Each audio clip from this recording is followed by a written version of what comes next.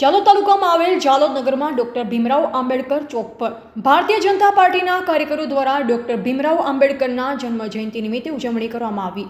પ્રાપ્ત માહિતી અનુસાર જાલોદ તાલુકામાં આવેલ જાલોદ નગરમાં મહાન વિશ્વ વિભૂતિ અને જેમણે તમામ શોષિત પીડિતોને ખાસ કરી માતા બહેનોને દરેક નાગરિકને એક મનુષ્ય તરીકે જીવન જીવવાના હક અને અધિકારો આપવામાં આવ્યા તેવા ભારત દેશના બંધારણના ઘડવૈયા એવા પરમ પૂજનીય ડોક્ટર ભીમરાવ આંબેડકર સાહેબના જન્મ જયંતિ નિમિત્તે જાલોદ ભારતીય જનતા પાર્ટીના આગેવાનો તેમજ તાલુકા જિલ્લા પંચાયત સભ્યો, ભારતીય જનતા પાર્ટીના કાર્યકર્તાઓ, જનપ્રતિનિધિઓ ડોક્ટર ભીમરાવ આંબેડકર ચોક ખાતે ઉપસ્થિત રહ્યા હતા। ડોક્ટર ભીમરાવ આંબેડકર સાહેબની મૂર્તિને નવડાવી દીપ પ્રગટાવી કાર્યકરોના હસ્તે ફૂલના હાર પહેરાવવામાં આવ્યા। આગેવાન કાર્યકર્તાઓએ પ્રાસંગિક પ્રવચન અને બંધારણ વિશે ચર્ચા કરવામાં આવી।